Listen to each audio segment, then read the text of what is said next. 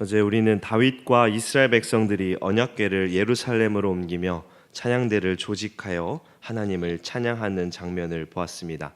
역대기 저자는 시편의 이 시 3개를 엮어서 역대상 16장 8절부터 36절까지 기록해 놓았는데요. 어제 우리 22절까지 보았습니다. 여기까지는 다윗이 하나님을 찬양하는 주된 이유, 그 이유는 바로 언약을 이루시는 하나님이었습니다. 언약을 반드시 성취하시는 하나님께서는 이스라엘을 통하여 언약을 이루심을 보여준다고 찬양하며 신실하신 하나님을 노래하였습니다. 16장 22절까지 본 말씀은 시편 105편 1절에서 15절과 유사하다고 말씀드렸습니다. 오늘 23절부터 33절까지는 시편 96편 1절에서 13절과 거의 흡사한 내용입니다. 23절부터 33절까지는 전 우주의 참 하나님이신 여호와에 대한 만물의 경배와 찬양을 촉구하는 내용이 담겨져 있습니다. 8절부터 22절까지 찬양의 주체자, 찬양하는 자들이 이스라엘이었다면 오늘은 찬양의 주체가 온 땅으로 바뀌었습니다. 23절에 온 땅이여 여호와께 노래하며 그의 구원을 날마다 선포할지어다. 다윗이 이스라엘 백성에서 온 세상으로 찬양의 주체를 바꾼 이유는 무엇일까요? 그것은 여호와 하나님께서 이스라엘의 하나님만 되시는 것이 아니라는 것입니다. 하나님은 온 세상을 통치하시는 왕이십니다. 이스라엘에만 머무르시며 이스라엘의 구원만을 위하여 역사하시지 않는다는 것입니다. 하나님께서는 이스라엘을 통하여 구원을 이루어 가시지만 하나님의 가장 큰 관심사는 이스라엘에게만 국한된 것이 아니라 전 인류의 구원입니다.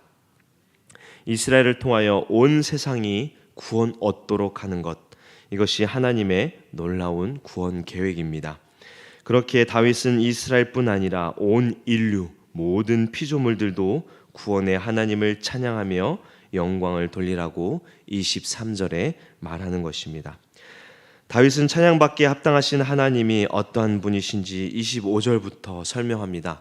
먼저 하나님께서는 다른 신들과 구별되시는 분으로 소개합니다. 모든 신보다 경외할 것이라고 말씀하죠. 26절에는 창조주 하나님을 찬양합니다. 이 세상을 지으신 분은 누구신가요? 바로 우리 주 하나님이십니다. 다윗은 만국의 모든 신은 헛것이라고 딱 잘라 말하고 있습니다. 왜냐하면 그들은 사람의 손에 만들어진 우상에 불과하기 때문이며 그들은 아무 능력이 없는 연약한 존재입니다. 그렇게 그들은 사람을 구원할 수 없는 만들어진 물체에 불과할 뿐입니다. 오직 하나님만이 세상을 창조하시고 또 세상을 구원하시는 분이십니다.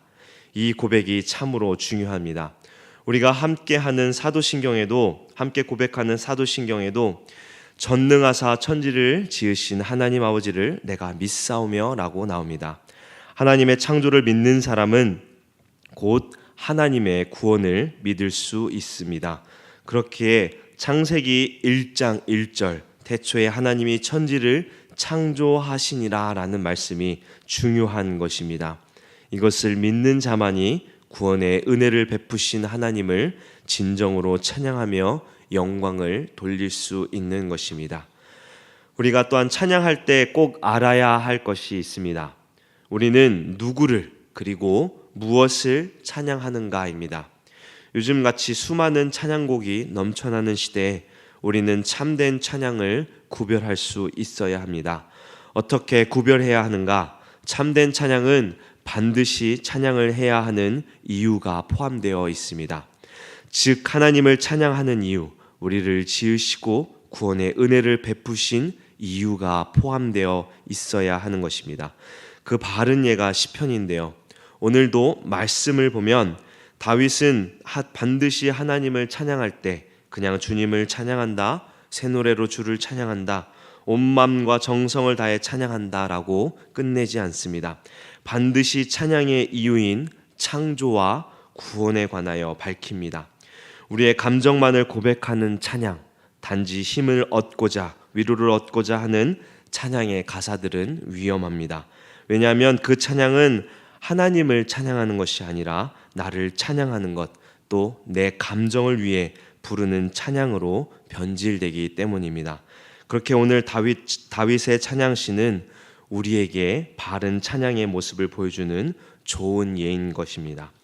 다윗은 오늘 말씀에서 창조주 하나님을 나타내며 심판의 하나님 그리고 구원의 하나님을 찬양하고 있습니다. 30절을 보시면 하나님께서 세상을 온전히 보존하신다고 말씀합니다. 온 땅이여 그 앞에서 떨지어다. 세계가 굳게 서고 흔들리지 아니하는도다. 그렇게 31절에 하늘은 기뻐하고 땅은 즐거워하며 모든 나라 중에서는 이르기를 여호와께서 통치하신다 할지로다 라고 말합니다. 이는 하나님께서 세상을 다스리심을 말씀하고 있습니다. 세상의 모든 운명의 결정자는 하나님이시며 하나님께서 뜻하시는 대로 세상이 움직이고 있음을 말합니다.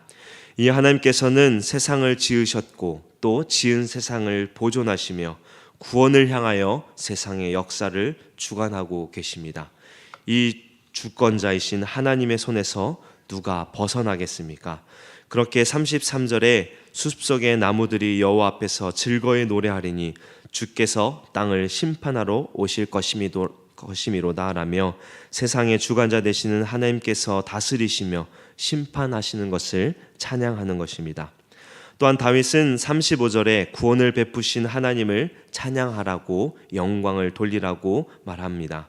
너희는 이르기를 우리 구원의 하나님이여 우리를 구원하여 만국 가운데서 건져내시고 모으사 우리로 주의 거룩한 이름을 감사하며 주의 영광을 드높이게 하소서 할지어다. 35절은 마치 이스라엘의 미래에 일어날 상황에 대비한 간구처럼 보여집니다. 그러나 당시 이스라엘은 여러 열방들 가운데 둘러싸여 언제라도 침략당할 위기에 놓여 있기 때문에 이러한 간구는 당연한 것이며 솔로몬의 기도에서도 우리는 이러한 간구를 발견할 수 있습니다. 사실 35절의 말씀은 훗날 흩어진 이스라엘 백성들, 포로에서 귀환한 이스라엘 이 공동체들에게 너무나도 소망과 용기를 주는 기도이며 찬양입니다. 하나님께서는 죄에 대하여 용서치 않으십니다. 그러나 자기 백성이 회개하고 돌아왔을 때는 반드시 회복시키십니다. 그런 신실하고 은혜로우신 하나님을 다윗은 바르게 이해했기에 35절에 간구를 한 것이며 역대기 저자 역시 이러한 하나님의 회복의 은혜를 포로에서 돌아온 이스라엘 공동체가 깨닫도록 하기 위하여 다윗의 시편 106편 47절을 인용한 것입니다. 이렇게 다윗의 찬양시는 하나님을 향한 다윗의 진실한 신앙을 잘 드러내주고 있습니다. 역대기 저자는 다시 37절부터 43절까지 제사장과 레위인들에 관하여 기록하고 있습니다. 다윗은 제사를 회복시키기 위해 율법에 따라 제사장과 레위인들에게 직무를 맡기고 있습니다. 즉 제사의 직무를 수행할 레위인과 제사장을 임명하고서야 언약궤에 이송해 모든 사역을 마쳤다고 43절에 마무리 짓습니다. 어제도 말씀드렸지만 역대기 저자가 제사장들과 레위인들을 계속해서 등장시키는 이유는 예배의 중요성 때문입니다. 이스라엘은 하나님께서 택하신 제사장 나라입니다. 무엇보다도 예배가 우선인 삶이 되어야 하는 공동체입니다.